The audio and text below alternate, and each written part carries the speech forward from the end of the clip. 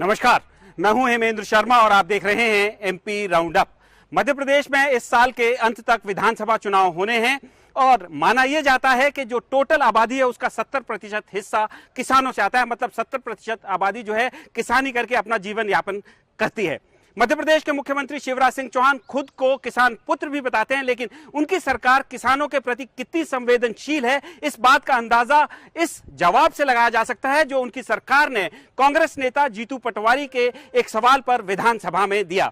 सबसे पहले आपको बता दें कि कांग्रेस नेता जीतू पटवारी ने विधानसभा में क्या पूछा। जीतू पटवारी ने विधानसभा में पूछा कि साल 2017 में 6 जून को क्या पिपलिया मंडी में पुलिस वालों ने नियम विरुद्ध गोली चलाई जिसमें 5 किसानों की हत्या हो गई, और क्या उसके कुछ ही दिन बाद 12 जून को शिवराज सिंह चौहान यानी मध्य प्रदेश के मुख्यमंत्री ने जस्टिस जेके जैन कमीशन का गठन इसलिए किया ताकि उन पुलिस वालों को दोषी करार दिया जा सके और उन्हें सजा दिलाई जा सके। और इसके एक साल बाद लगभग 14 जून 2018 को क्या जस्टिस जेके जैन की रिपोर्ट सरकार को मिली और क्या नियम के अनुसार 6 महीने के अंदर इस रिपोर्ट को विधानसभा के पटल पर रखा गया और सरकार का जो जवाब मिला, जो सरकार की संवेदनशीलता किसानों के प्रति बताती है, वो था कि अभी जानकारी इकट्ठा की जा रही है। हमारे साथ इस समय मौजूद हैं कांग्रेस नेता जीतू पटवारी जो हमको इन सवालों के पीछे का रहस्य बताएंगे। सर, बहुत बहुत स्वागत है आपका। सबसे पहले तो ये बताइए कि आपने जो सवाल पूछा इसमें सरकार अभी तक कह रही है कि जानकारी एकत्र की जा रही है, इकट्ठा की जा रही है। ये सवाल मैंने एक बार नहीं किया, ये सवाल 1 बार 2 बार 3 बार 4 बार 5 बार 6 बार, ये 7वीं बार था। 7वीं बार मैंने कहा कि जो आपने आयोग बनाया है जो न्याय देने के लिए किसानों की हत्या किसके आदेश पे हुई थी, आज तक सरकार उसकी रिपोर्ट पटल पे नहीं रखती है और फिर उसकी पटल पे नहीं रखना और विधायक का जवाब भी नहीं देना। और शिवराज जी आगे से कहते हैं कि लोकतंत्र की मर्यादा होती है, यदि विधायकों की एक का सम्मान होता है, ये अधिकार है उनका कि जनता की आवाज को उठाएं, सिर्फ भाषण देते हैं।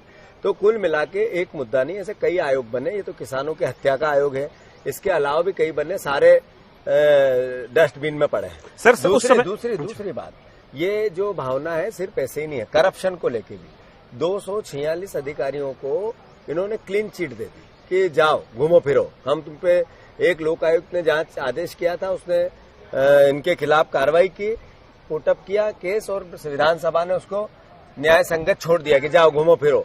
तो ये नियति है शिवराज सिंह जी की, करप्शन करना है, हत्या करवाना है, आयोग बनाना है, रिपोर्ट पेश नहीं करना है, बताना नहीं है क्यों हुई हत्या, बताना नहीं है क्यों है करप्शन। सर, साल 2018 में जो चुनाव हुए थे उसमें किसान एक मेजर मुद्दा था। आप लोगों ने किसानों के ऋण माफ का भी मुद्दा बनाया था।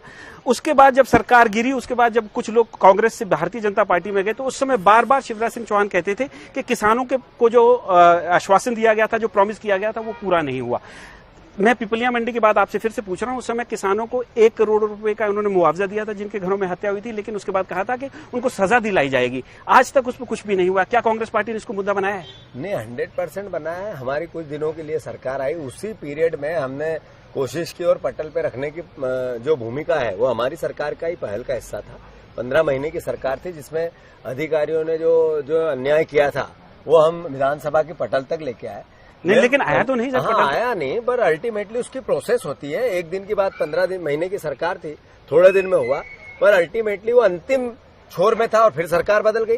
विषय मेरे कटघरे में आने का नहीं है, विषय कांग्रेस और बीजेपी का भी नहीं है। विषय शिवराज जी को हम क्रिटिसाइज करें ये भी नहीं। हत्या क्यों हुई, किसने की, किसके आदेश पे की, हत्यारे कौन है, शिवराज जी का क्या रोल है, बीजेपी की सरकार का क्या रोल है, ये सवाल नहीं बनता है क्या? बनता है, लेकिन तो आज तक इसका जवाब क्यों सामने नहीं आ रहा है? तो इसीलिए तो हमने विधानसभा में पूछा, 7 बार पूछा, मेरे जैसे कई विधायकों ने पूछा।